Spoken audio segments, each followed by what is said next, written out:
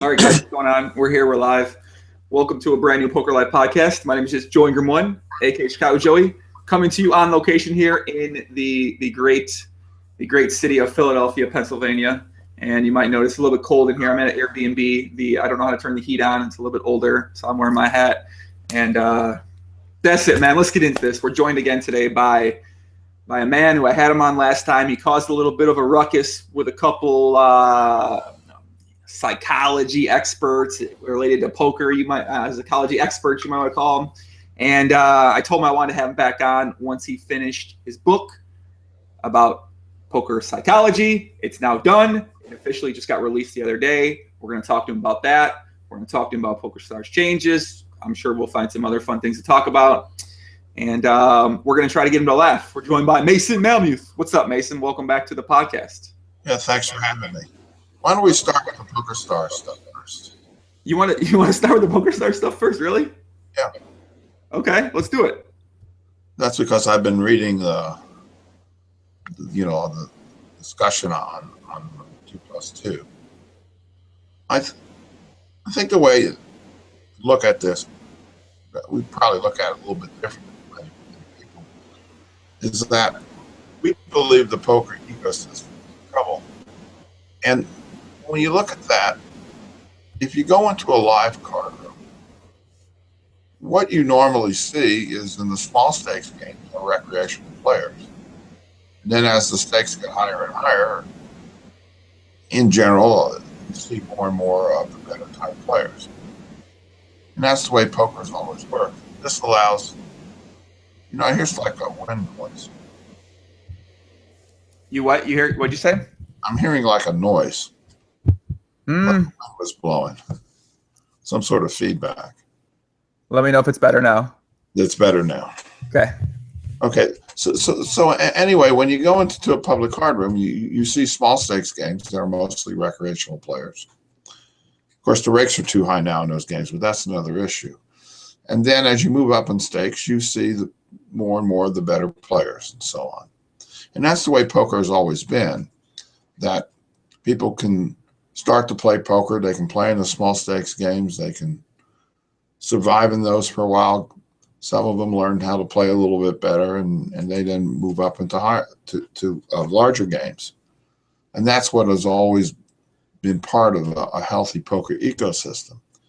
Now on the internet, partly because of multi-tabling, partly because of no limit, and probably because of other things such as bonuses that websites offer and everything, you have these very small stakes games that are just full of very, very good players. And it means that new players who come to the site to try poker quickly get wiped out. So you're not getting enough new players surviving for any length of time. And that has to be disastrous for poker in the long run. So it's clear to us that a lot of changes need to be made. In fact, David Sklansky and myself, along with Rich Meany as a moderator, we participated in a panel discussion at this year's iGaming conference in Las Vegas, which was done in April. And this was the subject of our talk: what was going wrong with these games and possible solutions to fix it. So Pokerstars has come up with a bunch of possible solutions that they're going to try. Now, we think all that's fine and that needs to be done. The problem that's occurred is that one of the solutions was to reduce the equity or value that the Supernova Elite players are supposed to get. And I guess Supernova got reduced as well. Well, that's fine too, except the problem is they should have announced it in January. Instead, they announced it in November. Mm-hmm. So you have people who worked all year trying to achieve this stuff and now are basically being told that what they worked for doesn't have the value they thought it had. And that's the problem. And we're still hopeful that Pokerstars will look at it some more and return value to these people.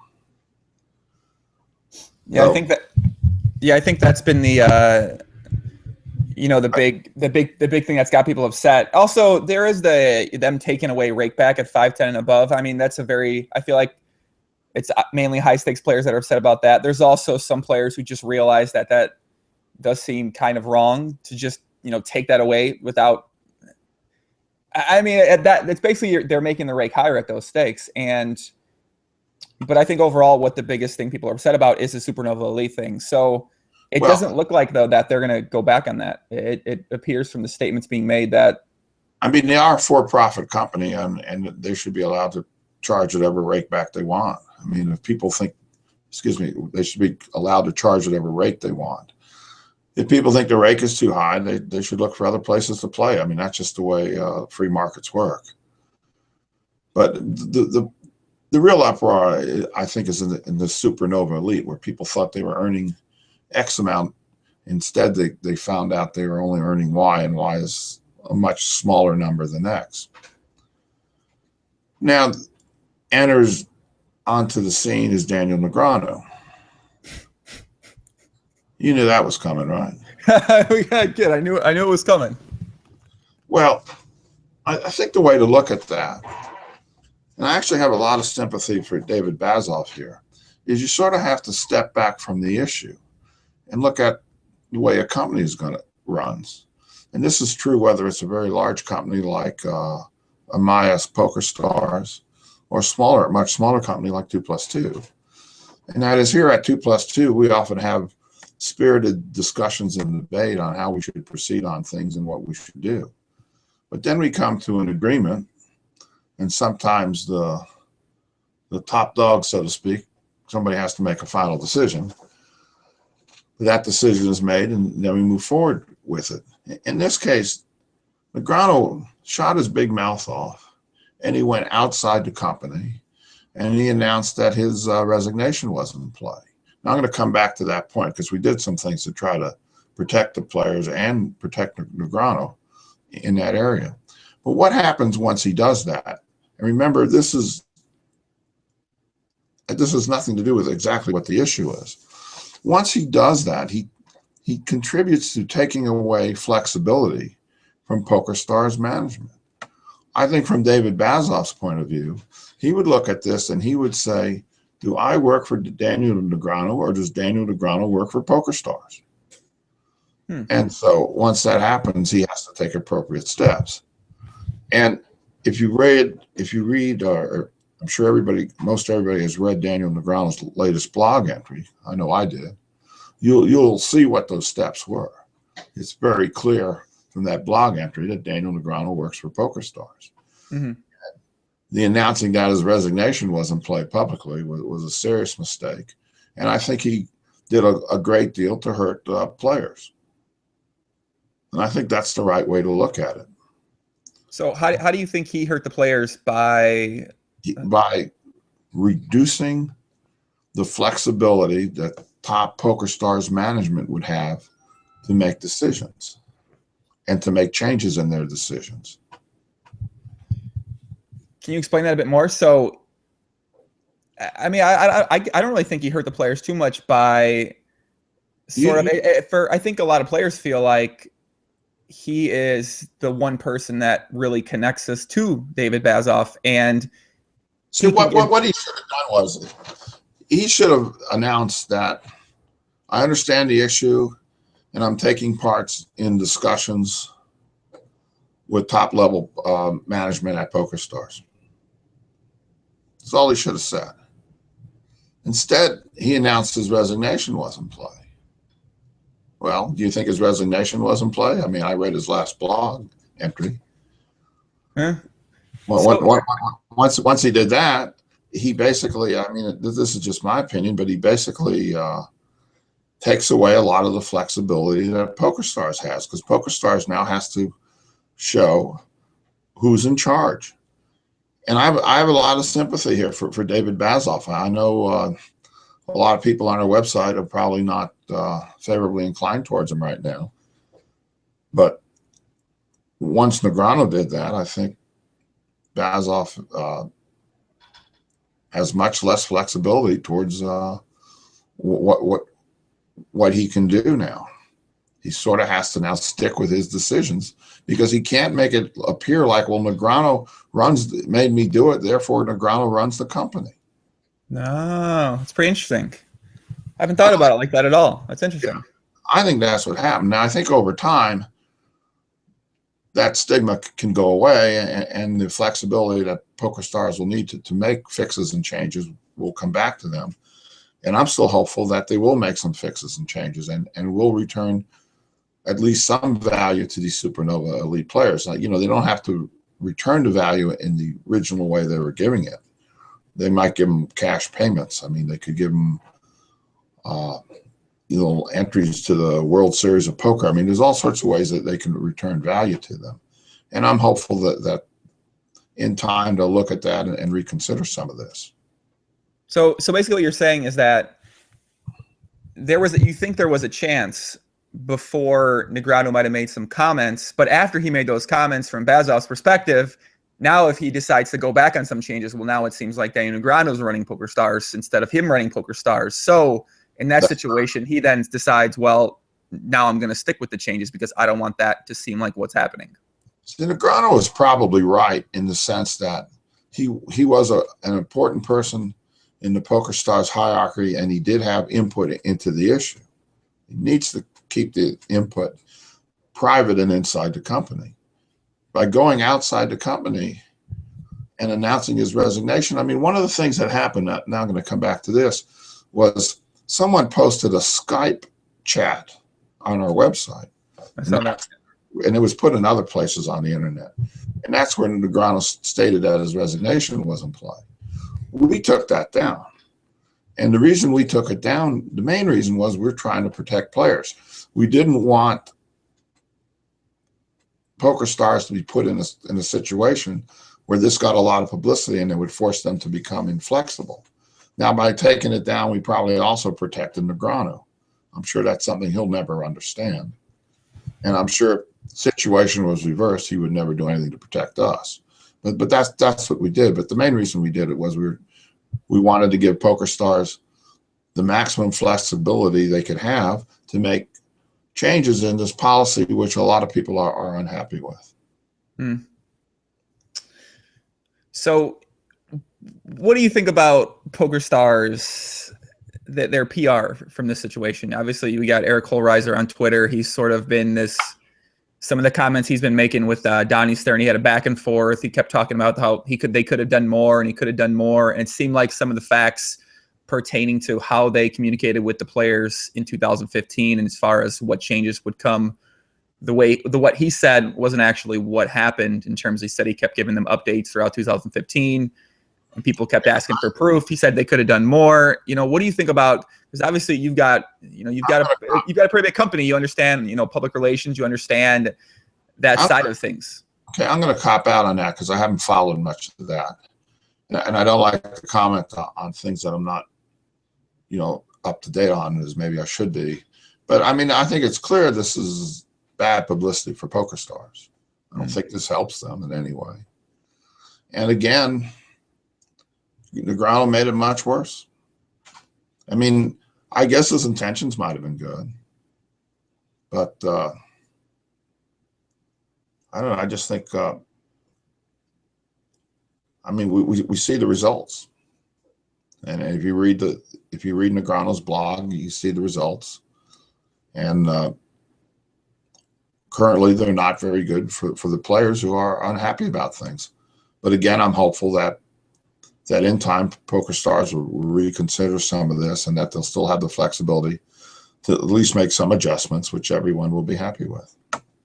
Why do you think their communication with the players has been so bad over the past year and a half since Maya basically took over? I can only speculate there. I know there have been some personnel changes. Yeah. There may be different, management styles. The Scheinbergs aren't there anymore. They had a certain management style. Now they're replaced by a different group of people whose management style may be a little bit different. I think there's probably a learning curve. I mean, one thing about EJ Scheinberg and the crew of people he had, they were all pretty knowledgeable poker players. And they all understood poker players, and they knew how to deal with poker players. And again, I'm just speculating here, but now you have a different group of people, with some changes, and they may not be as good yet in that area and are still learning. I know, going back to our company, when we started a website, we didn't know what we were doing. Yeah. We learned a great deal about how to run a website from the beginning. Yeah, that makes sense. I mean, I would just think that them having business experience and communicating with people, you'd think their communication would be better, but it seems like they just haven't put much thought into their communication with the players at all and have neglected it completely.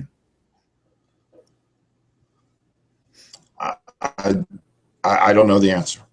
I mean, I may be correct, but I just don't know. Is there anything else that is there anything else we want to talk about regarding with the Pokerstars changes? I feel like the discussions have been taking place now for over a month. I feel like a lot of things have been said.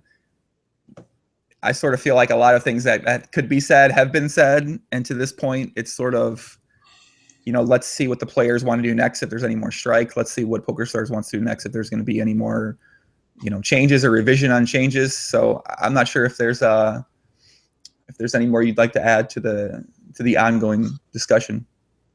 In general, I tend to think strikes are often more harmful than they are good. I've just never liked the idea of strikes. I really can't quite explain that, but I think they often create more animosity and, again, fix people into rigid positions, which they can't get out of.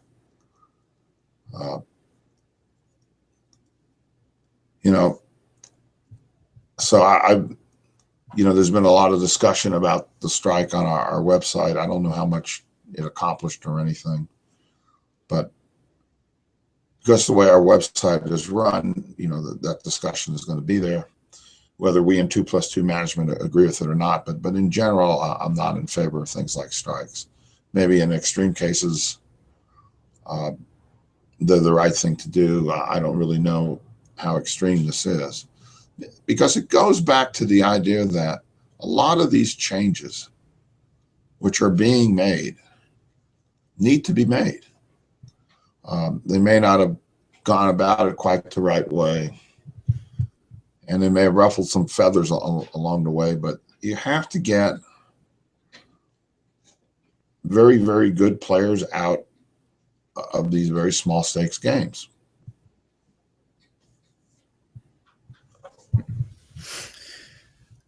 All of myself on YouTube says, ask what should the players do? Yeah, in your opinion, what do you think if you're the players right now, or if you're, one of the guys who this is most affected by, what would you have? What kind of suggestion would you have for them? Just speaking generally as a player, I want to go and play where I think the games are best, where I think my rate of return is best. I don't think that guideline changes. And you have to look at the whole package, and that would include how much you think you can win in the games, what your rake back is, what other bonuses you might get. You have to, if you're a serious player, you should look at all of that.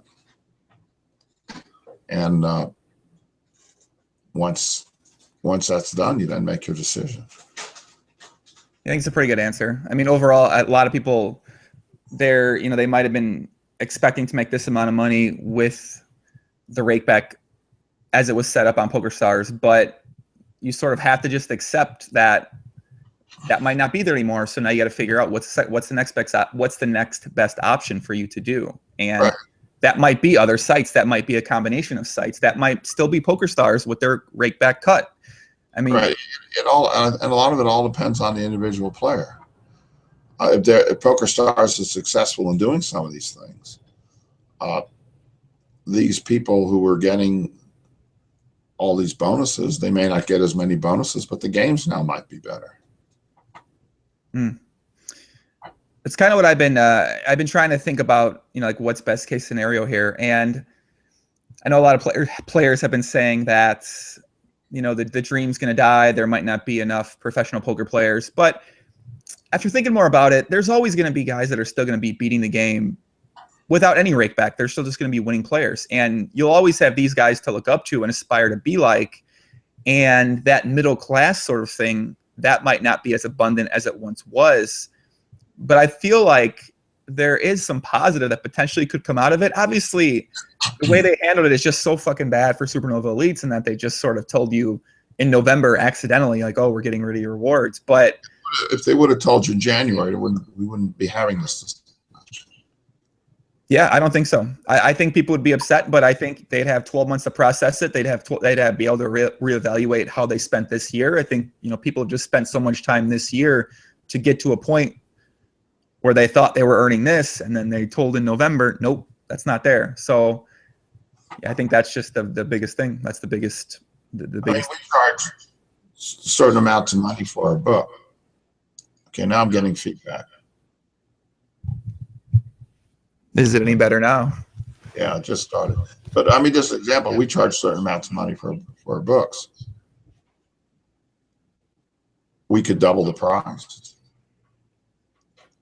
I don't think we'd sell very many, but this is the same problem we had last time with this feedback. I can hear it. It might be because you're on Wi-Fi. I'm not sure. Sometimes where if you're on a Wi-Fi, you're not on Ethernet. It's a little bit of a lag on occasion. Okay. So I mean, it's just the way the free market works. I know. We had an author leave us many years ago, and he now puts out books that are like half the size that we put out, and he charges, a whole lot more for those books than we charge for our books. I mean, he's allowed to leave us. He's allowed to do that. I doubt he sells many books. But then, he doesn't have to worry about publisher taking their share, so maybe he makes more money. I mean, just the way things work. What do we want? Do we want to get into the book next, or do we want to talk about some comments you made last time that got some people upset? Let's get into the book, because okay. By getting into the book, we'll get those people upset anyway. Oh, for sure. We for sure will. Okay, so name of the book. Did you read any of it? No, I read most of it, and then I caught up on it again last night too. I think the biggest things I took away from it were tilt. I interrupted you. Why don't you say what the name of the book is, so people go out and buy it? So I have a question. Why is the book not on ebook? It's called Real Poker Psychology, which it will be. The way we print and the process we do, the very last thing we do is we drop the card pictures into the book. And that's done by our printer, by the digital section of our printer. They have a big digital group. And when we at 2+2 have tried to drop the card pictures in ourselves, they've always are blurry. When the printer does it, they're crystal clear. So we can't do an ebook until the file is finished. And these card pictures get dropped in, they're the very last thing. And then 3 or 4 days later, we actually have books. The actual print process is very fast. And so because of that, we just wait till the book is printed, and it gives us one last final check to look at the book to make sure it's okay and there aren't any problems. And then once that's done, I have to get a complete PDF file from the printer, which we then send out to another company that converts it into Kindles. And then for our other ebooks, that's also done by the digital group at our printer. So again, that's not done until the actual file is ready to do. And that's just the way we operate. So because of that, we always have the hard printed copy a few weeks sooner than we do the ebook versions. But they're being worked on now. So hopefully in about 3 weeks, we'll have all that stuff. Cool. All right. Well, the name of the book, Real Poker Psychology, if you guys want to check it out, the link to get it is in the description below. If you're watching this on YouTube, if you're watching this on iTunes or listen to us on iTunes, you can just Google it and check it out. Real Poker Psychology. Bam. That's the name of the book. All right, let's get into it. So go ahead. You were asking me a question. I forgot. You were talking about it. You got tilt out of it. Yeah, I think you asked me, did I read the book? So you sent me a copy of the book maybe a month ago, and I like taking a lot of notes when I read books because I can't, like if I read something, I can't retain a lot of the information unless I take notes on it. So I've read the book like 1.5 times. The parts that were more interested to me, I read them a bit more, and then I went over it again last night just to sort of get an extra checkup here on a couple different things. And what do you think is different about this book compared to the other? I'm setting you up for this one. What do you think is different about this book compared to the other mental game books or the psychology books? Like, what do you think people are going to get out of this book that they don't necessarily get? I know your answers. I set you up. Go ahead. Well, I think there's 2 answers to that. I think first, most everything about this book is different. And I think the second thing is the person writing this book, which is me, actually knows something about the subject. While some of these other books are written by people who literally don't know enough about poker to be writing anything about it. You mentioned tilt. I mean, these poker psychology people, I mean, they seem to, they just love the idea of tilt. And then they have all sorts of solutions, from taking deep breaths to being thankful for things to solve all your tilt problems. And of course, if you're really on tilt and your brain's completely locked up, I mean, none of that works. I want to read one of the passages about tilt back just for people to hear, because it's actually a sort of, the way you put it really helped me. I think it really helped me a lot. It says it's actually something humorous referring to tilt. It's actually something humorous where the logic that your mind requires gets hung up. And once you acquire enough information that your mind won't get hung up in an infinite logic loop, tilt should be a thing of the past. And basically it sounds like what it's saying is that when you lose with aces in a situation, you shouldn't get angry. It's actually a funny situation. And instead of getting, super upset about it and just letting it sort of, reloop in your mind, you should realize like, oh, this happens. And in the long run, I'm going to actually be making money in this situation, even if I might have lost money in this specific situation. Right. Poker is a game of positive expectations, but there's also a large short-term luck factor. So if every time you play a poker hand, if you're an expert player, you should basically always be in a positive expectation situation. Doesn't mean you're going to win, that particular hand or win that night or that session, but it means in the long run you will win.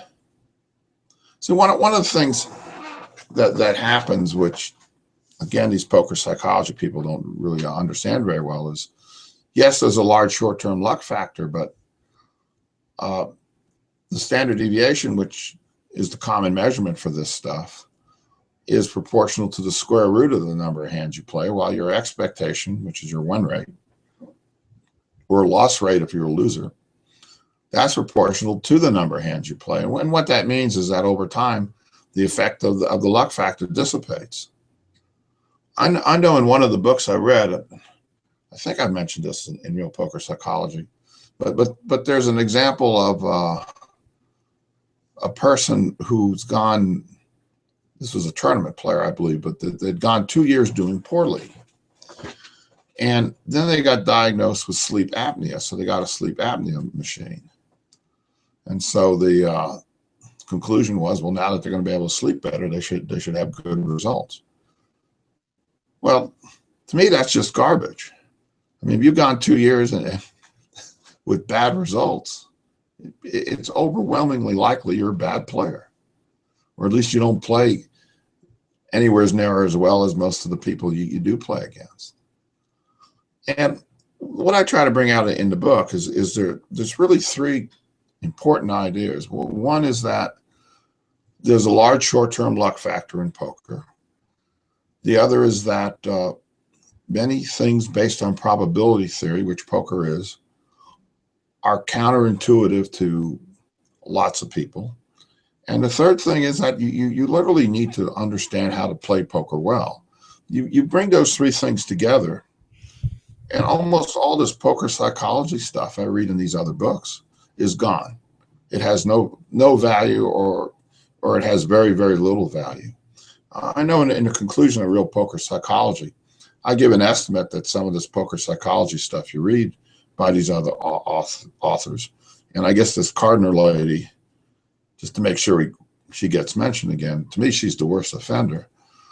I mean, maybe it's worth it for a live player, 1/10 of a bet an hour, something like that.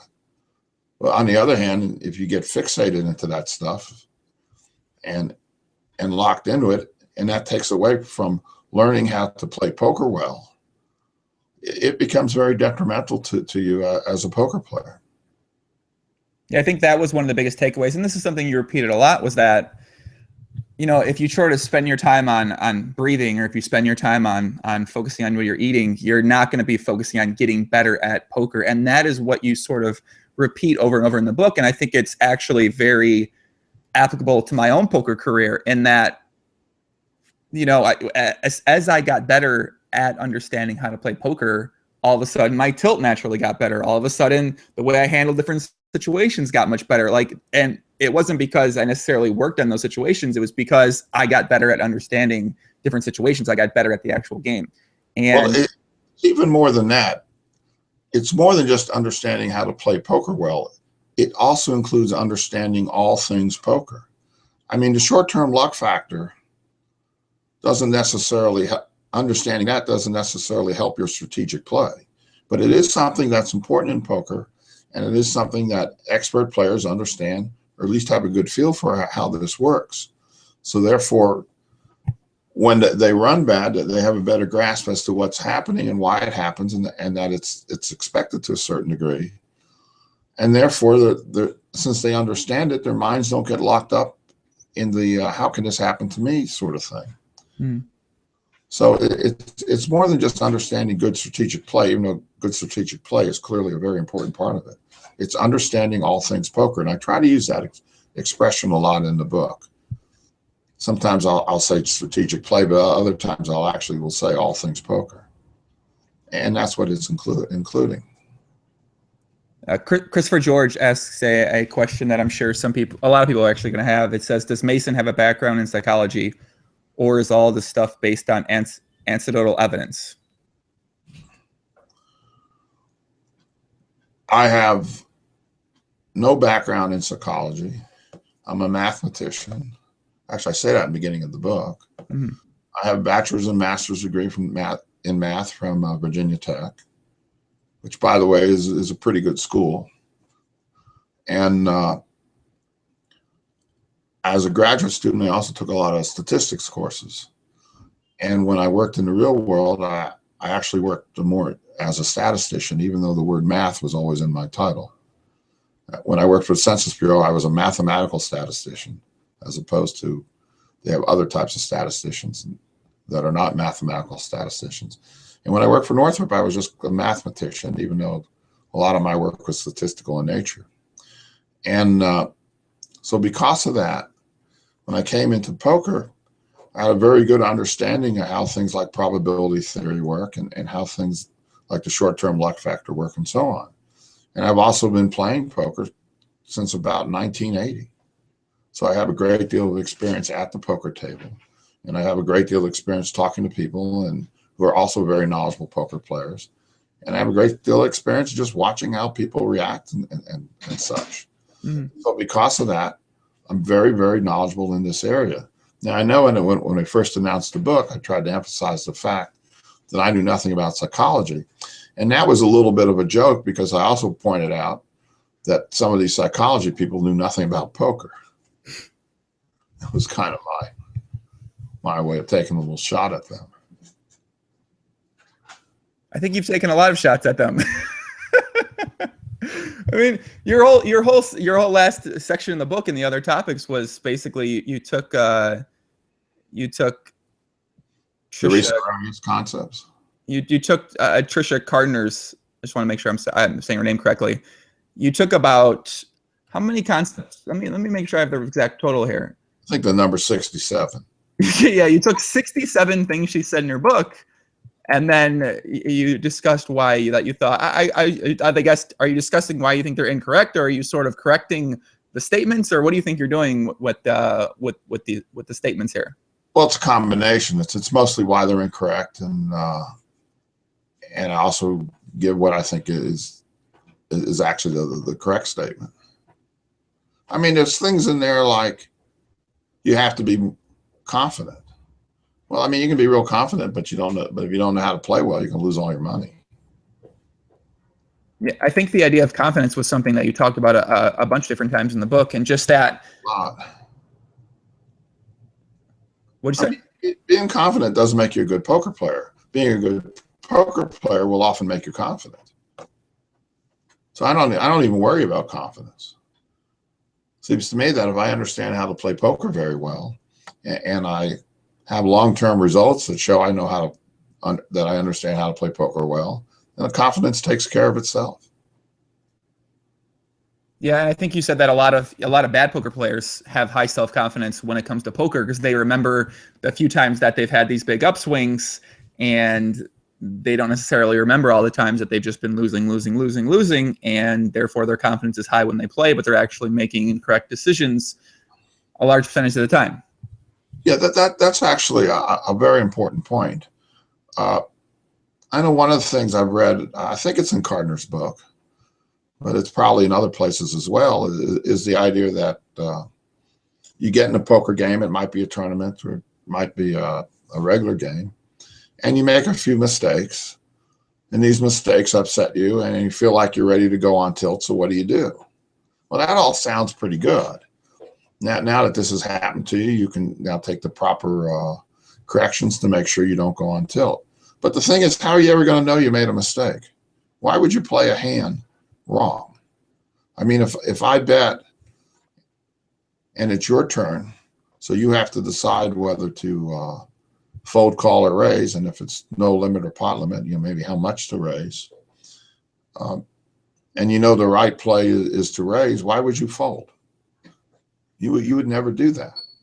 Now, it might turn out that an expert player might look at your play and say, the play that you think you just made, which you think is right, was actually wrong, and here are the reasons why.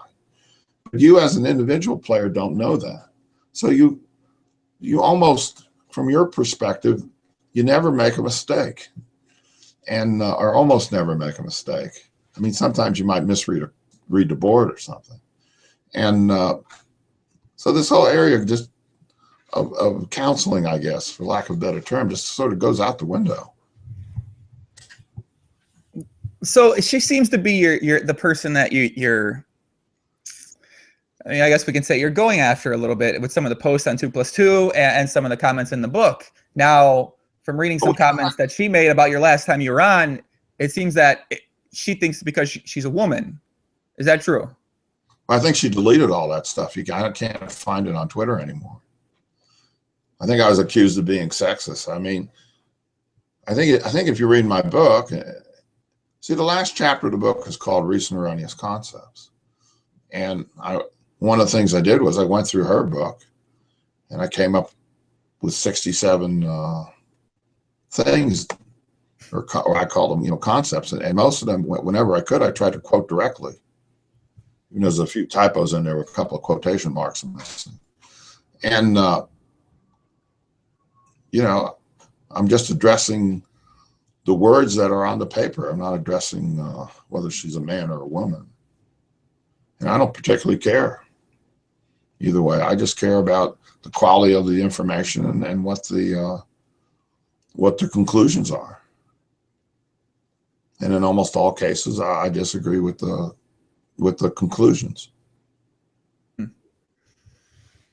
Yeah, I think that was what I took away from things. And I know when those comments were first said to me on Twitter, oh, Mason, he's only saying this because she's a woman and stuff like that. I'm like, I don't think so. I think he's just saying it because he doesn't think the content's good. I think it's independent of sex. And that seemed to be a thing that people were really taking some offense with. And that was one of the big reasons I wanted to have you back on, was to clarify that I don't think that's the reason. And I'm pretty sure you're confident that women can put out really great work as well too. It's just in this specific instance, the work was not up to what you would call good. If you look at my history, I've been around this stuff for over 30 years. I have a long history of pointing out errors that a lot of other authors and the so-called authorities, have made. And virtually none of them were women. Right. She should go back and look at some of that stuff. I think a lot of it's still available. Someone said, ask Mason who Cedric Darrett is. I just saw this thread in 2+2. I didn't get a chance to click on it because I didn't recognize the name of the person. But yeah, who is Cedric Darrett? We don't really know.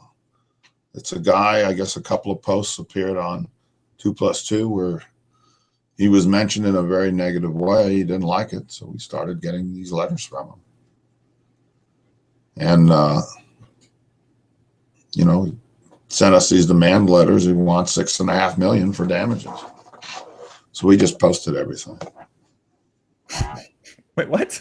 Someone emailed you and said he wants $6.5 million for damages from some comments that were posted on 2+2. Well, it wasn't emailed to us. I mean, these were formal letters sent to us and sent to our attorney.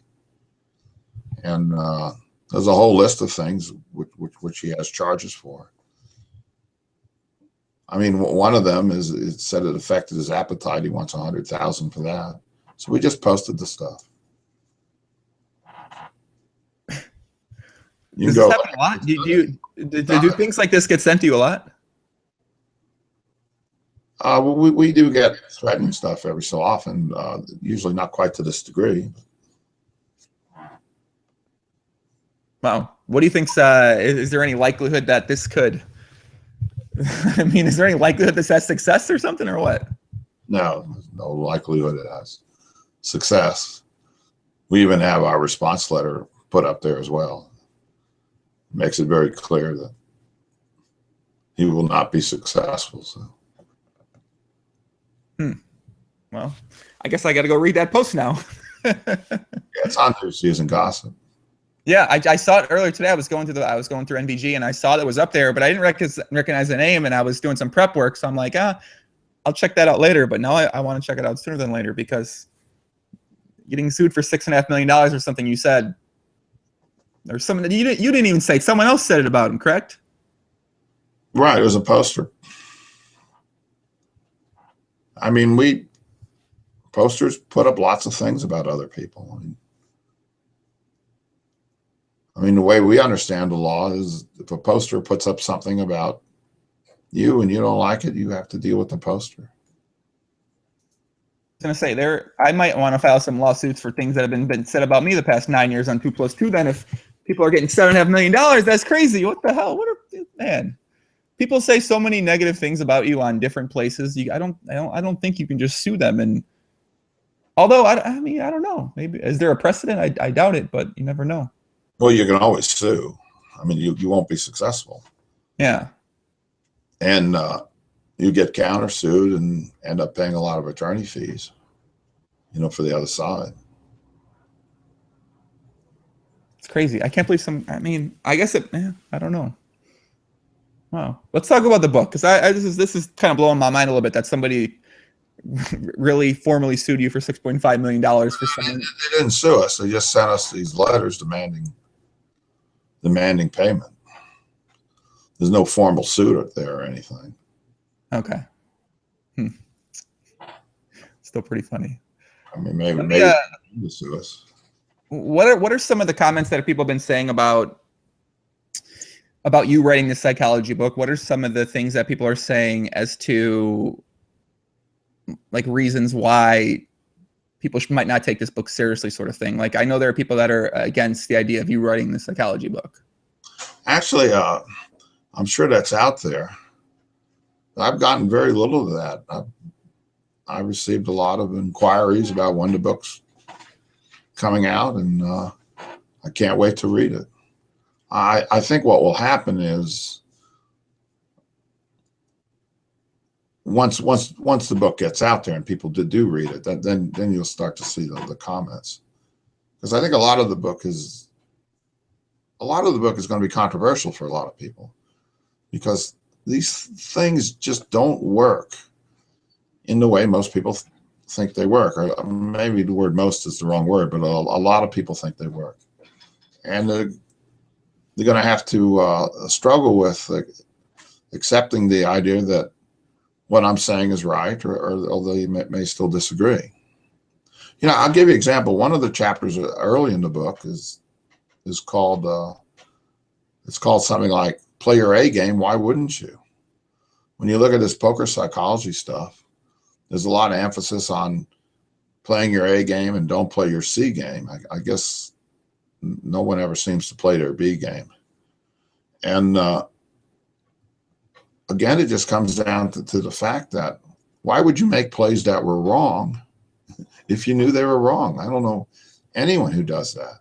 Now, there are people who go on tilt, and there are other reasons which are given in the book. One I call pseudo tilt, and the other I call searching, which explains why people will often begin to play too loose. But when people go on pseudo tilt, or when people begin to search, and I can come back to that and explain quickly what they are. People are making decisions and playing differently because they think those are the right decisions. Very quickly, pseudo tilt is the idea that it's very important to always leave a winner. And there are a lot of players like that. And so they'll play, you know, they'll come in a game and they'll play reasonably well, or play as well as they can. But they're aware that if they're a pretty good loser in the game, which happens occasionally, that the best way for them to get even is to begin to play too loose. They have to start playing a lot of hands and hope to get lucky. And that's a very rational decision that they're making. And they make that decision because they think it's the right decision. They don't make it because they just switch to their C game. They think this is the best way, the best chance I have to get even.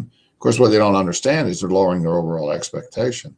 And if they do that a lot, in the long run, they're going to do much worse. So that's pseudo tilt. Searching is an idea that affects a lot of marginal players. Marginal players think they play well, but they're also aware that there are a few players around who do a lot better than they do. And if they're in a game and they're winning, they just play like they normally do.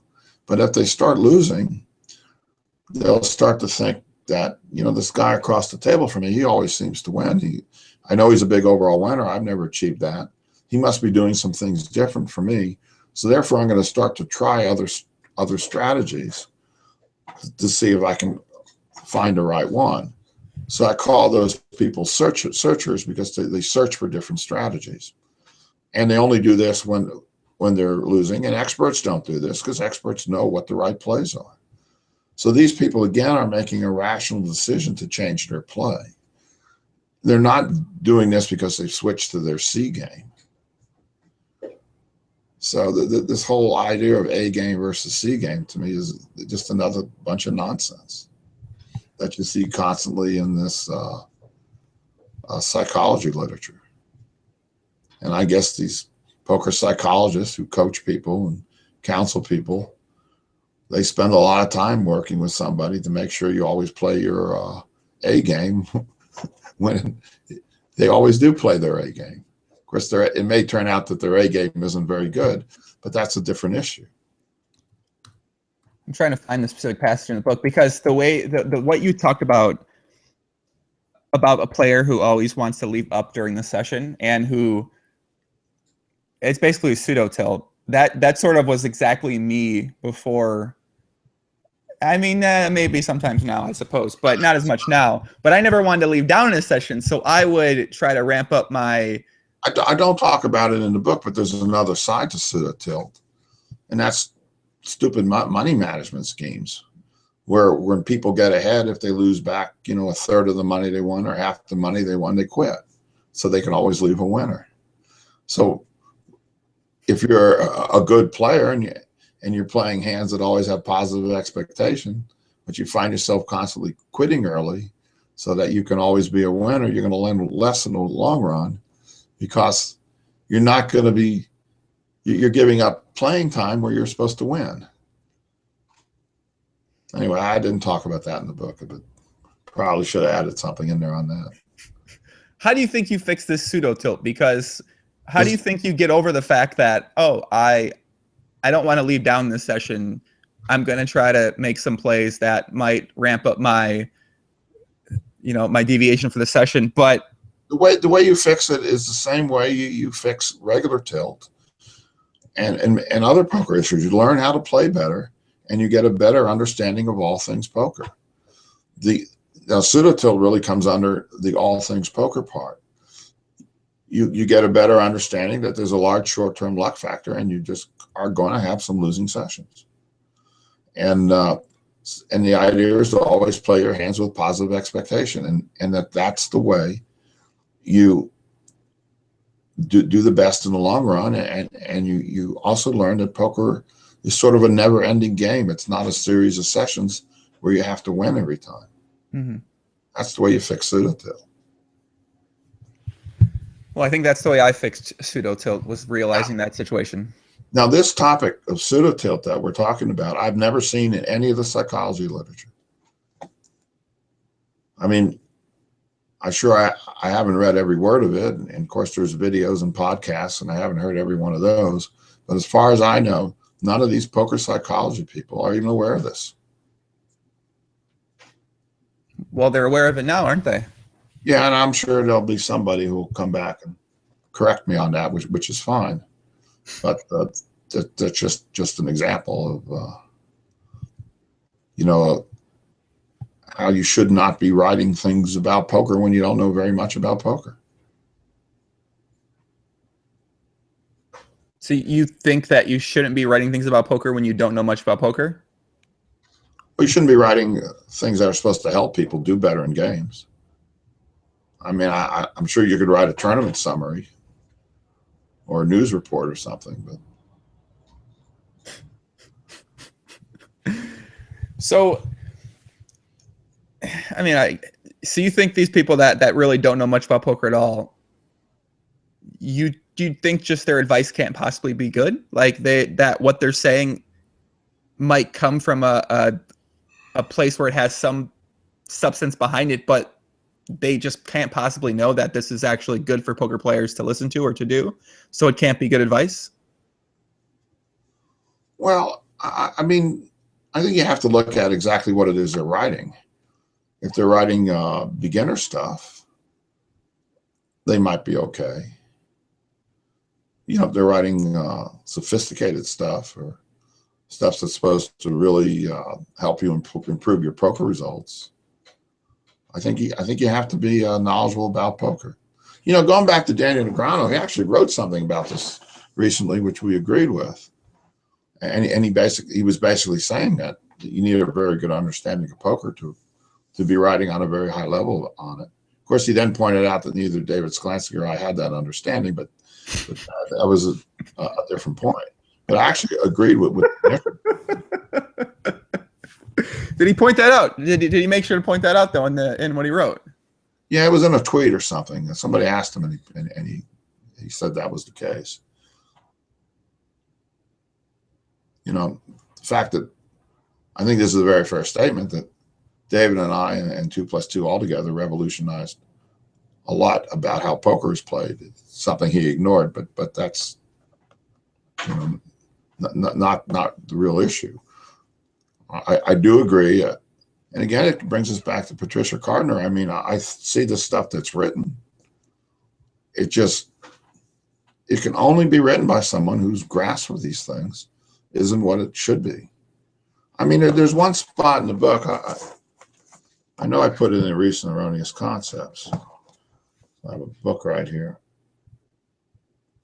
where it's something like, she says that Phil Ivey and Patrick Antonius, are highly confident players. And this confidence that they show to everybody, helps them in their results. And I mean, that's just garbage. The reason they do well is they happen to be very good players. They happen to understand how to play poker quite well. So she gets, in my opinion, she gets things completely reversed. So you're saying in that situation that, I guess she's saying that the way that maybe their table presence has some sort of effect on other players at the table, therefore. Yeah, that's what she's saying. But I guarantee if they had that exact same table presence and didn't know how to play well, they would lose. So it's almost just, they're really good at poker. They just happen to have that table presence, and it's sort of independent of the table presence. They would be winning no matter what.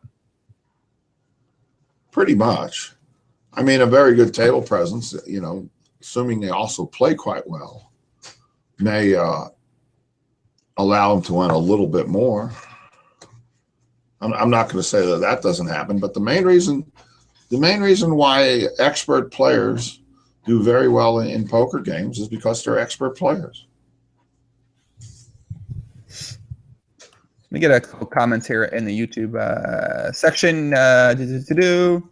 Saw someone here up that I know, actually. Billy Vogel said, it's actually unrelated. Can I get a final answer on when the 2+2 donation thread will be reopened? Everyone needs to see where their money is, not a deleted thread. Makes me look shady. You know what that's referenced to? Yeah, I do. And here's my answer to him. We've made it very, very clear over the years that we have a no solicitation for money policy on 2+2. And this includes all charities. And the reason for this is a number of charities have been shady, and we don't have the ability to check out all charities. It's number one.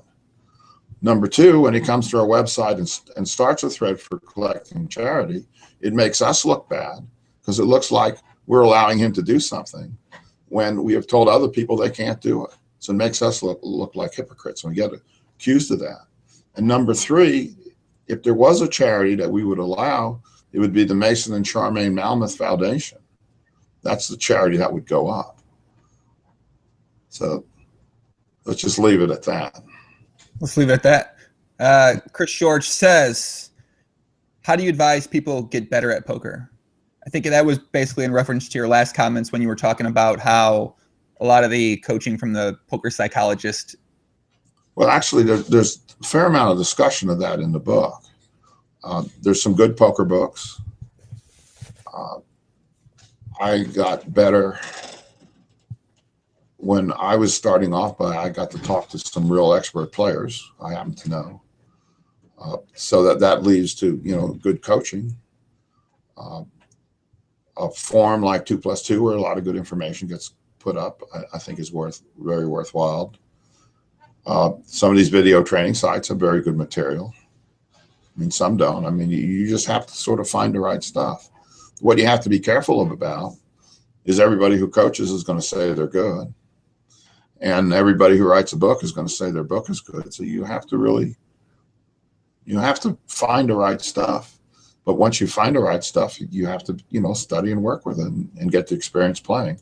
And that's how you become better. Actually, there's more discussion on this in the book than probably most people realize. One of the things that I found in these poker psychology stuff is there seems to be a lot of emphasis now on hand histories. You remember reading about that? Yeah, the hand history part. Yeah, so go ahead.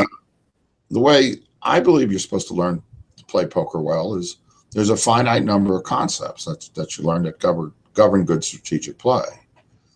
You have to learn how to use these. You have to learn what the concepts are, and you have to learn how to use the concepts. And at times you have to sort of balance the concepts because they'll seem to contradict each other. And that comes with experience from playing. The other approach seems to be all these hand histories where you look at just a gigantic number of hand histories. And it seems to me when you start looking at hand histories like that, a lot of hands are going to look similar, but concepts will work differently, and you'll just get confused, and eventually you'll go crazy looking at hand histories. Now, I do agree that there's some value in them. I know when I play, I do this right through this day, as I frequently try to remember a hand or two from my play that I think is interesting and try to think about it later and sometimes talk about it with other people. So when you say that there's all like people have all these hand histories sort of thing, I feel like for me over time, I've always maybe singled out one or two hand histories. But are you saying that some people look over like what, like 1,000 hand histories, and I'm confused actually what you mean by that when you talk about people looking over like a bulk sample of hand histories to figure out how to get better.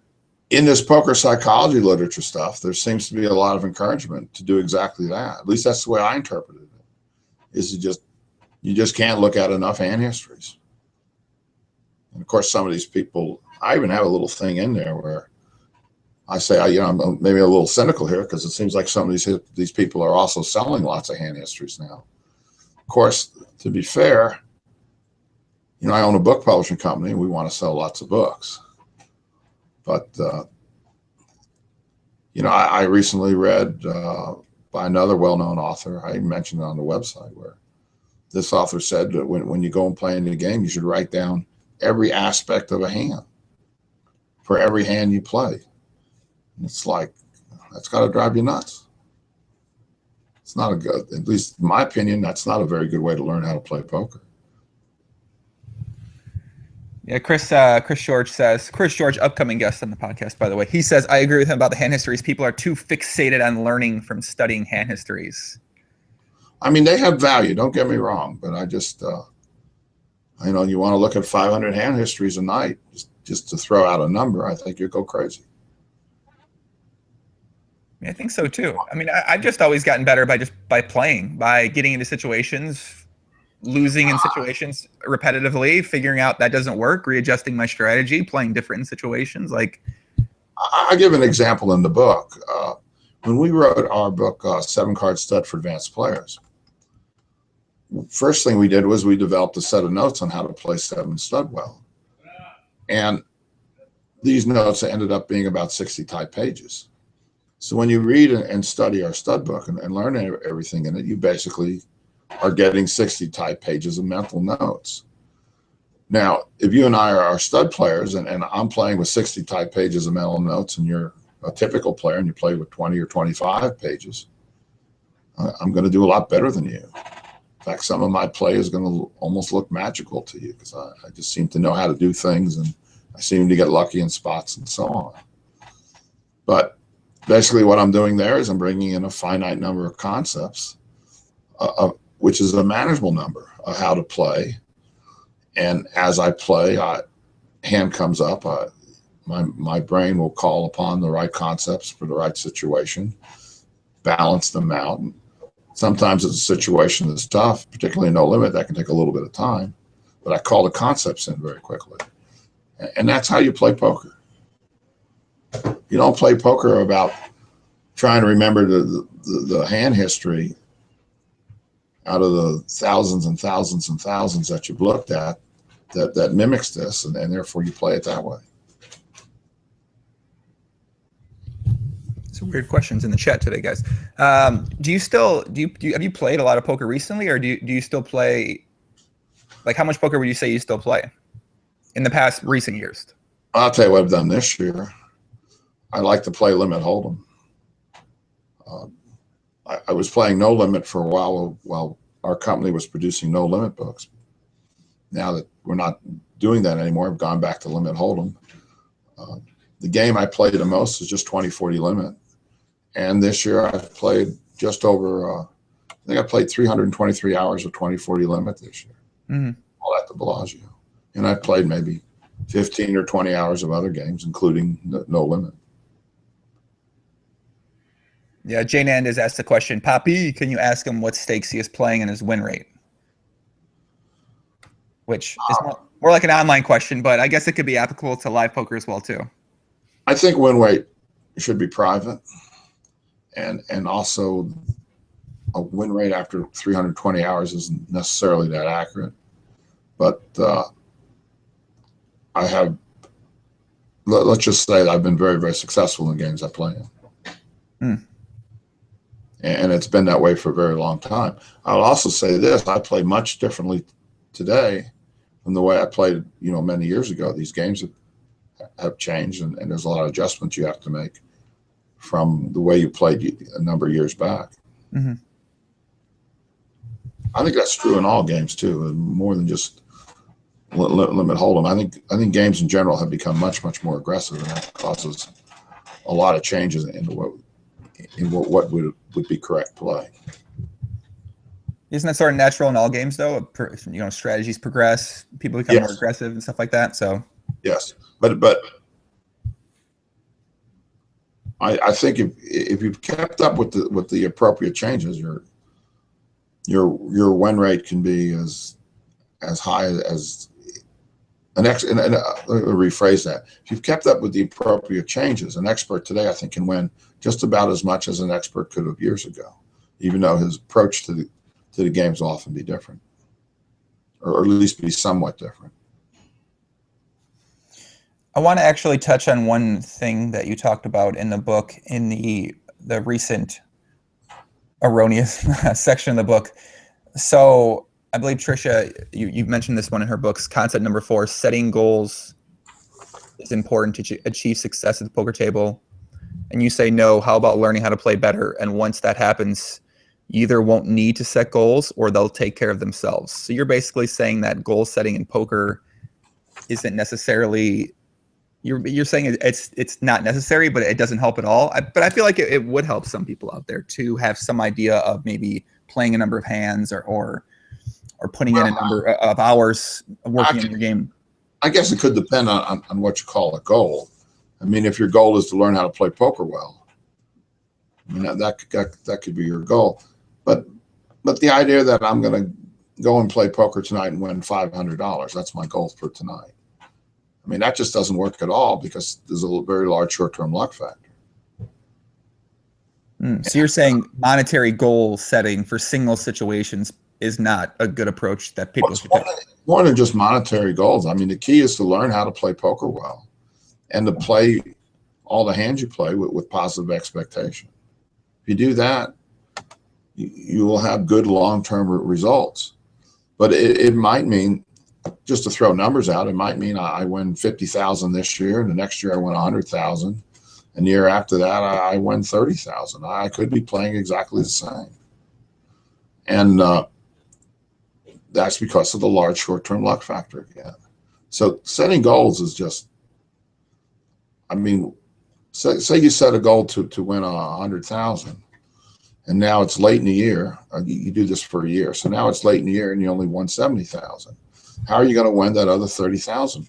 What's the best way or the most likely way you can win that additional 30,000?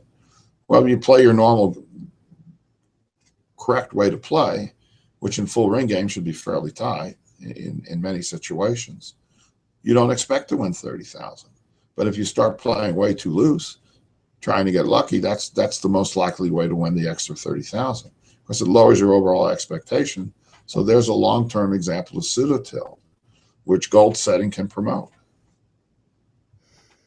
I guess if you use goal as an overall idea of something you'd like to pursue, but if you don't get there, it's not like, okay, I'm going to get out of line here and maybe play a little bit differently than I might normally play, but just sort of having these in general goals might help motivate you to play more, it might help motivate you to get better.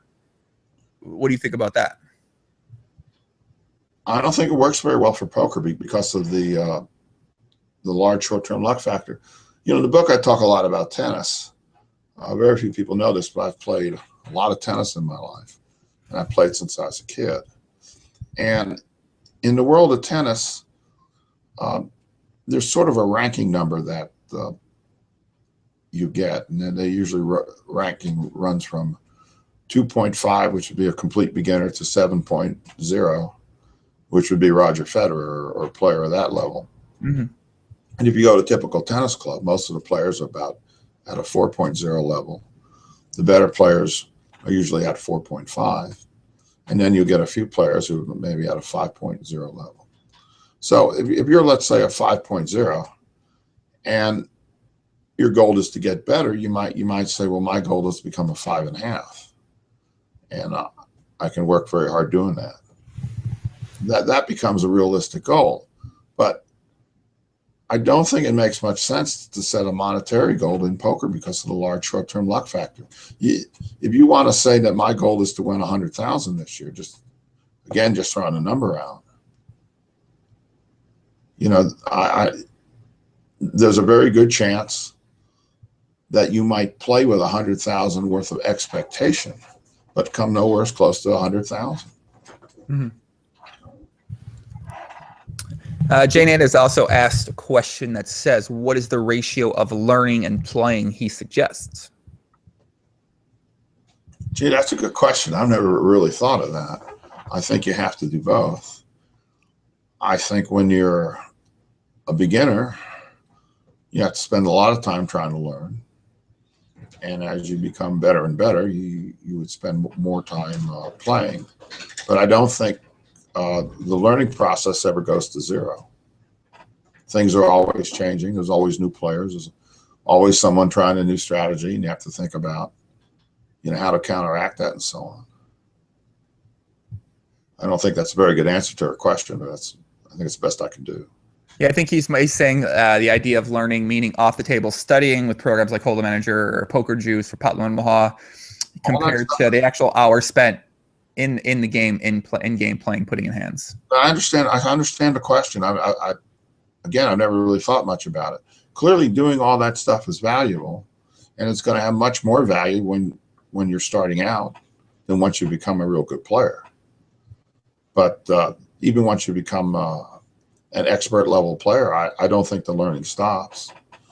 And I think when you're a beginner, the learning is very important. But even as a beginner, you need to play some. I feel like me personally, I sort of learned, like you play, but I learned from playing. Like I didn't necessarily learn from really reading books or watching videos. I just learned from talking hands with friends and putting in hands and just getting into these spots over and over and over again, and just, you know, playing them differently or figuring out what worked best. Well, you're playing Potluck and Omaha. Well, this was when I started playing Nolan Hold'em back in the day. Back in the day, like 10 cent or the 10 cent, 25 cent, 5 cent, 10 cent games on Pokerstars. The full ring, those are fun games. But yeah, that's how I figured out. I just played a lot of hands. There are many different ways to learn how to play poker well. Yeah.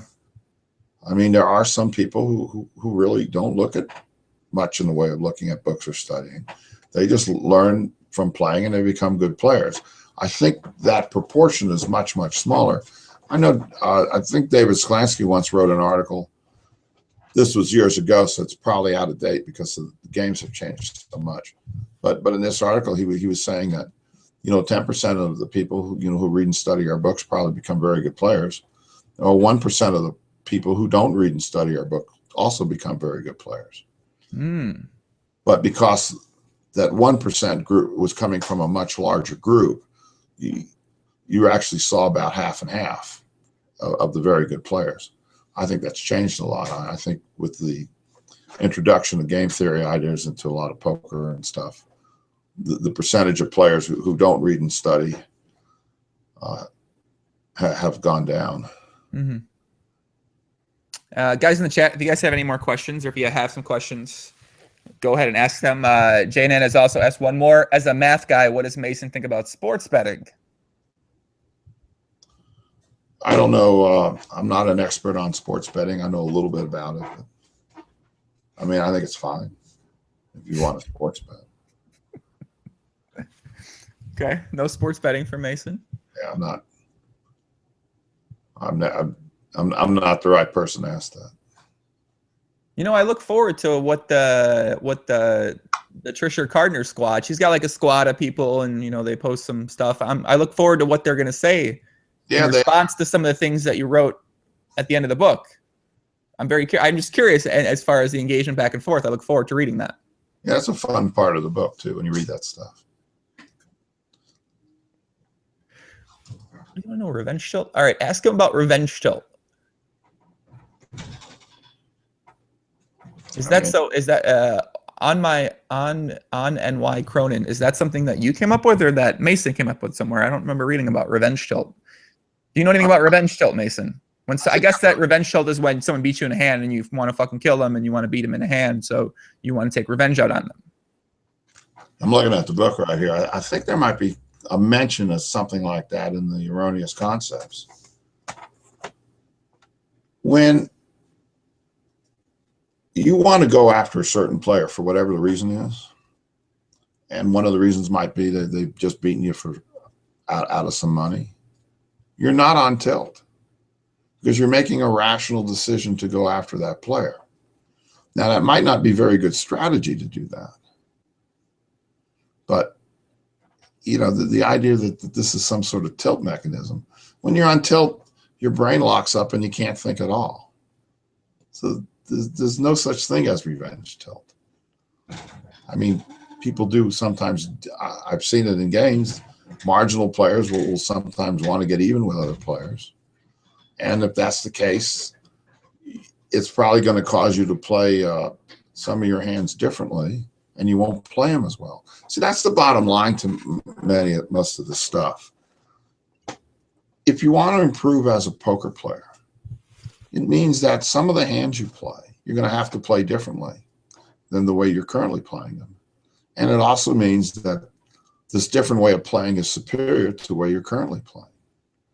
So if I want revenge on a player, which means, what does that usually mean? It means I'm going to try to 3-bet somebody when I normally wouldn't because he just beat me out a couple of pots. An expert would never do that because an expert would know that if I 3-bet him because he's beaten me a couple of pots, I better have a hand that I'm supposed to 3-bet him with. A marginal player might actually try to get revenge because they don't understand how to play poker that well. So it's not tilt at all. It's just a misunderstanding of poker concepts. And you know, I have a friend who I talk poker with, has a bunch of crazy ideas, and he gets fixated on people who are running good, and he's like he doesn't want to play hands against someone who's running good. So it's like, why? Does that mean that because they've been running good, they're more likely to beat your aces when you play them, you know, at some time in the future? It has no impact on that.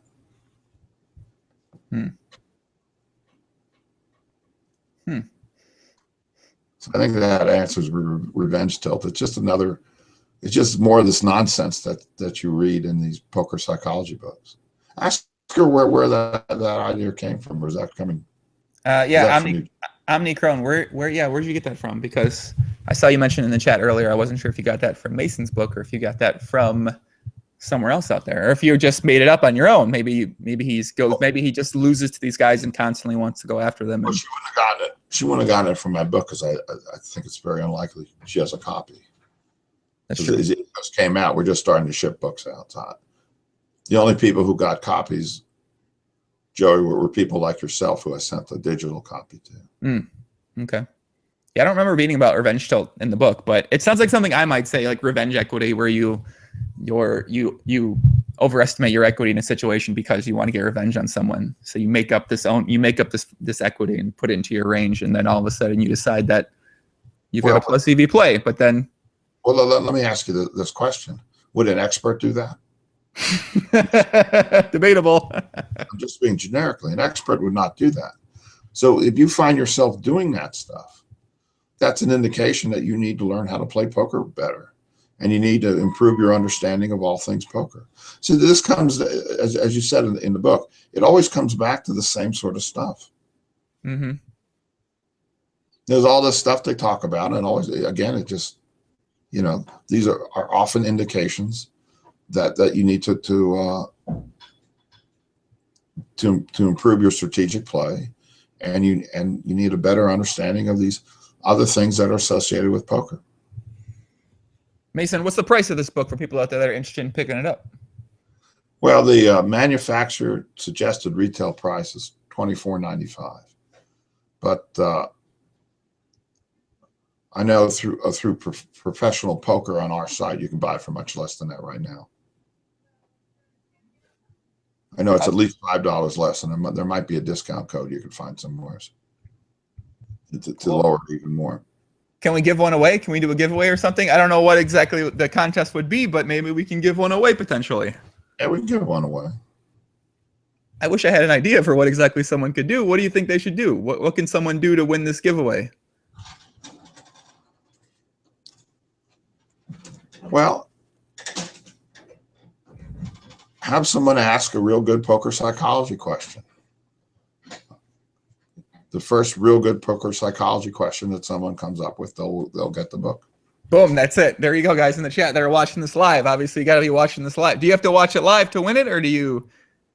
Yeah, you got to watch it live. So the people that are watching now, they have to answer right now, or ask the question right now.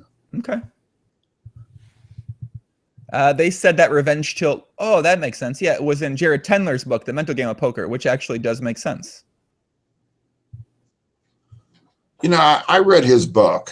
I actually gave it a fairly good review.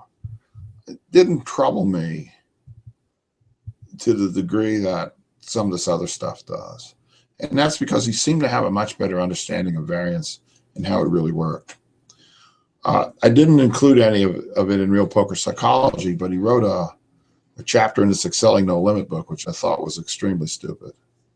I mean, he has 7 different types of tilt. I mean, when you're on tilt, your mind locks up and you can't think.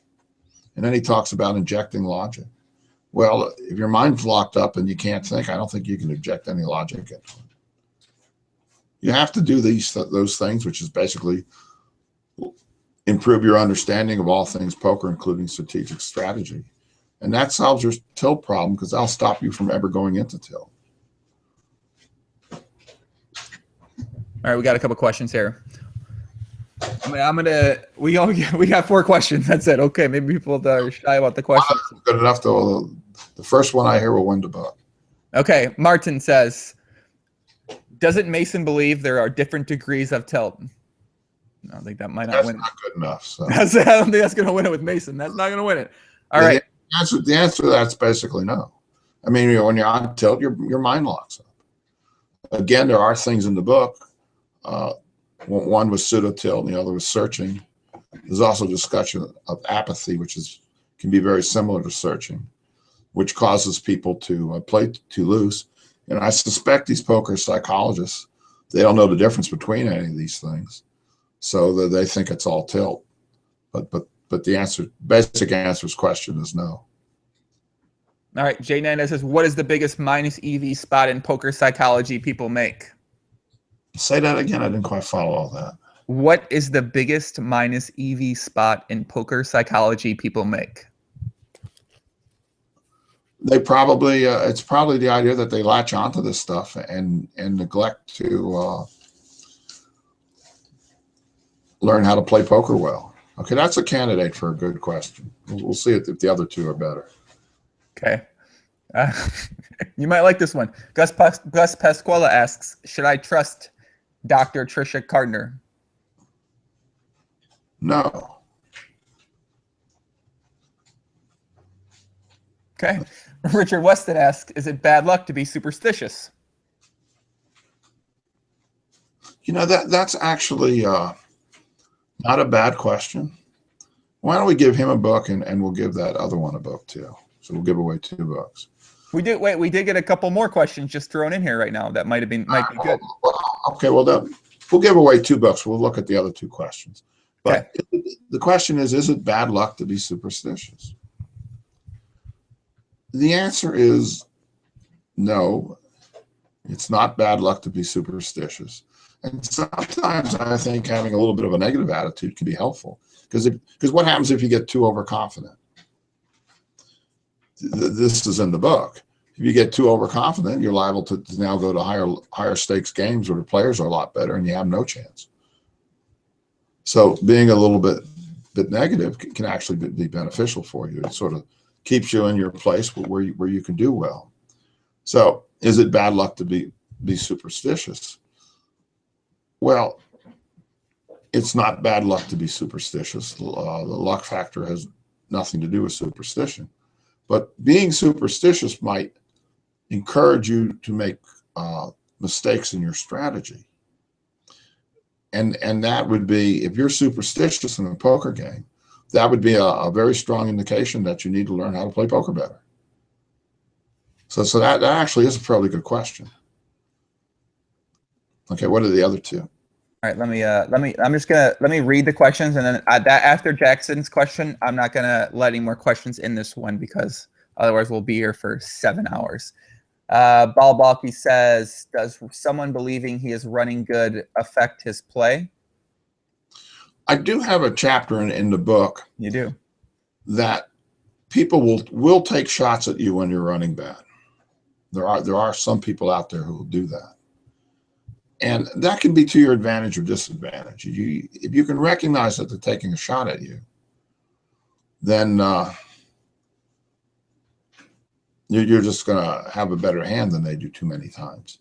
If you don't recognize it, it can be costly to you. In other words, if I think somebody basically never bluffs and now they bluff you, therefore I throw my hand away, I got a problem. So again, that comes under the heading of learning how to play poker well. All right, Patrick Kreidler says, what do you think about meditation as a means to not have your mind locked up? I think it's worthless. I mean, the bottom line is when you go and play poker, is meditation going to help you play your poker hands better? Because you meditated before your poker session or maybe during your poker session. You're now going to play a few hands differently and play them in a superior way. I mean, I don't think it has any effect on that. Maybe it makes you feel a little better. And maybe it gives you the illusion that things are better than they really are. But if you want to do better at poker table, learn how to play your hands better. Again, it comes right back to that. Every one of these things. What do you think about the idea that some people might tilt easier than others, therefore by meditating, it might give them a sense of relaxation in their mind to the point where they want it when they might normally tilt, now they don't tilt in that spot? Do you still think that you should learn how to play your hands better in that situation, or do you think that's actually something that has some merit? I believe that, I talk about it. There's a whole chapter in the book on the cause of tilt. So it's called a mathematical model of tilt, cause, and cure. And I use the term logic disconnects. But basically what happens is events occur that your mind can't solve. And therefore your mind gets locked up on that. And that has really nothing to do with whether you meditated before. If things happen that whether you meditated or not, your mind can't solve it, that still can't solve it. There's a real interesting irony of all this, and that is, I believe the process of tilt is very close to the process of humor. But what happens in the process of humor is your mind is able to solve the logic disconnect. I actually I put some jokes in the book. The penguin joke. Yeah, the penguin joke. The penguin joke came from a mathematical paper that I read many years ago. But it was demonstrating a point of discontinuity, which I call a logic disconnect. But the joke was there was a young lady and she wanted a boyfriend, and she told her friends that she had some requirements, and she wanted the boyfriend to be short and well dressed. So they introduced her to a penguin. And every time I've told people that joke, people laugh at it. But the logic disconnect is quite clear. Penguins are short, and because of their coloring, they look like they're well dressed, but they're obviously not an appropriate boyfriend. And your mind's able to figure that out. Because your mind figures it out, you laugh. But if you have something like that, such as getting your aces cracked several times, or having several good hands beat in a short period of time, and your mind is not able to figure out why that can happen to you, you go into tilt. And I don't see how meditation can help that at all. I think it's a fundamental misunderstanding from these poker psychologists. And again, it's another example of them not understanding how to play poker well enough to understand any of this stuff. One of the last questions, Jackson Lenhart says, how much does he think psychological intimidation / dominance affects win rates? Depends how you play. I mean, on the internet today, there's people who play as much game theory optimal as they can. I mean, a player like that, the answer is 0. Hmm. And that's mentioned in the book too, I think. Everything's mentioned in the book, kid. You got I mean, it is a big book, to be fair. There's a lot of topics covered in the book. So a lot of things are mentioned in the book. So I think it's a lot of value out there for people to check out. Who gets the book? What do we think? I don't know. We had those two. We had the two. We had, is it bad luck to be superstitious? And then we had, what is the biggest minus EV spot in poker psychology people make? Yes, those two. So why don't you get their addresses? Don't do it here, but you get those addresses and send them to me. Sure. And we'll send them each a book. Cool. All right. Yeah. Obviously, Fernando J. Nandez, you know where to get in touch with me. Richard Weston, you can message me, or you can message and or Mason on 2+2. Just send it to me. Give me the address. Give me the contact information for everything, and I'll get it over to Mason. And, yeah, we need the right address to ship it to. What is Switzerland's kind of far? That's where Fernando lives. Well, it'll take a while to get there, but it'll get there at some point in time. We'll send it out. Yeah, are we shipping worldwide for the book? For these, well, yes. I know Professional Poker does. So if you live in a place like Switzerland and you want to order the book, that's where you get it. We work very closely with him. So he has the books right now. You know, but if you live in one of these places that's far away from the United States, like Switzerland is, you won't get it overnight, but that's the fastest way you'll get it. Cool. Okay. Sounds good. Do we have anything else you want to add today, Mason? No, that's about it. I mean, there's a lot of other topics in the book we haven't covered. So there's a lot. I was writing things down. I'm like, how can I? Like, I feel like we could spend 10 minutes on, and it's like a 200 something page book. I feel like we could spend 10 minutes on all these things. So it'd be, I was trying to keep it at 90 minutes. I know you said 90 minutes. You might have to take off after 90 minutes. Actually, I got a few more minutes. So. Okay. Well, hold on. I have some things written down. Then hold on. Let me just read over. At least 15 more minutes. Okay. Actually, this is the second thing I wrote down. So I want to talk about it, which is, you mentioned a story about how somebody asked a question, how many people are winning at poker? How many winning long-term poker players are there? Let me change the subject, because this goes back to confidence. Okay. I tell a story in there about 80% Dave. 80% Dave was a guy, and this must have been 20 years ago. He showed up in Las Vegas, and he was a regular in 20, 40 limit hold'em games and higher. And at that time, there wasn't any no limit. And he constantly told everyone that he won 80% of the time. Which would be a pretty high win rate, for a typical session player. But it could clearly be done if you did things like always quit a winner whenever you could. And one day he was in my game and I was under the gun and I had 2 aces and I raised. And 80% Dave was on my immediate left. And he said to me, well, you play real tight. The only hand you'd raise there with aces, what is your hand? And then since I had aces, I said, well, I have aces. Well, 80% Dave went ahead and called me with king, queen. And of course, a king flopped. And he managed to lose the maximum on the pot. So there was an example of a guy who was immensely confident, who didn't play very well. And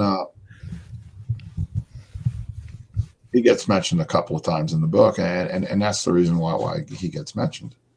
It's that you need to know how to play well. You don't need to be confident. What happened to our friend 80% Dave? After 5 or 6 months, I never saw him again. So he probably went broke, or at least didn't do well enough playing poker to keep at it.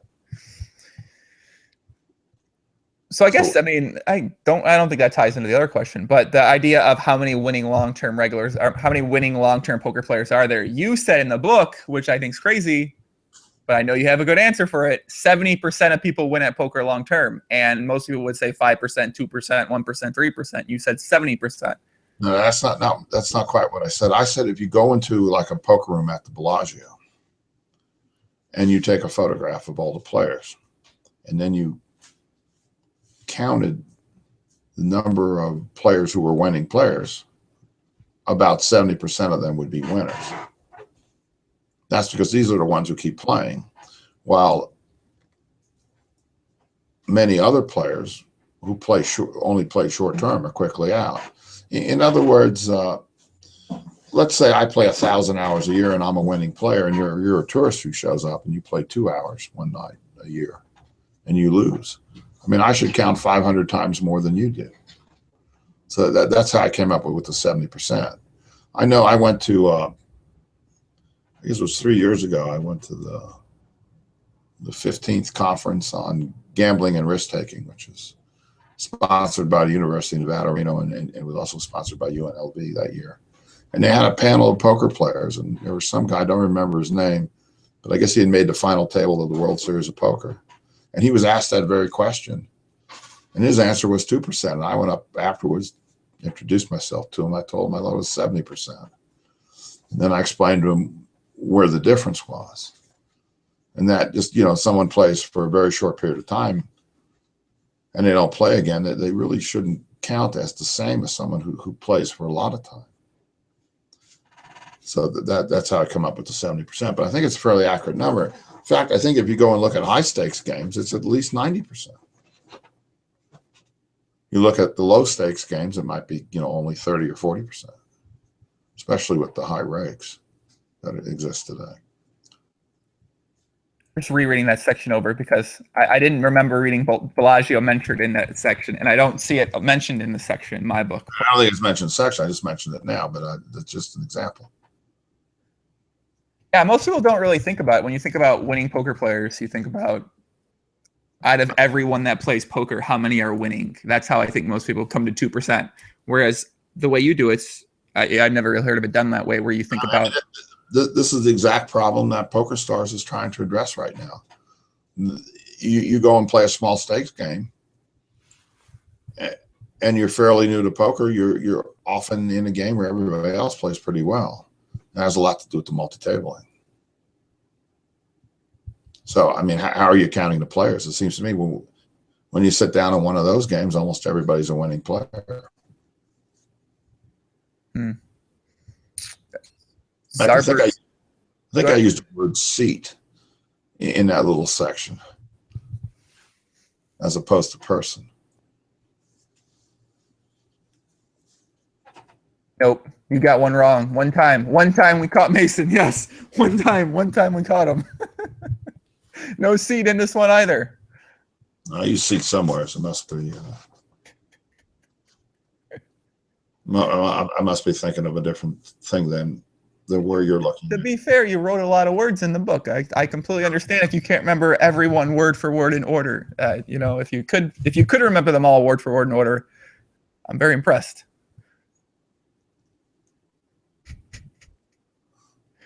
Okay, I got 5 minutes. So what's next? All right, 5 minutes. I got to pick right. Hold on a second. Bankroll identifying, although that is a really good topic too. You talked about identifying how much bankroll you need for a 1-2 game or for a 10-20 game, or you had a very great formula for that I haven't read before as well either. Right, that formula was first put in my Pokerstars book. It was actually derived from the equations in my book, Gambling Theory and Other Topics. There's a number of different approaches of how to do this, and that's the approach I use. But again, this is an example of how poker can be very counterintuitive. If you're an expert player and you're playing in a high stakes game against lots of other experts, you're going to have a very low win rate. So you're going to need pretty big bankroll.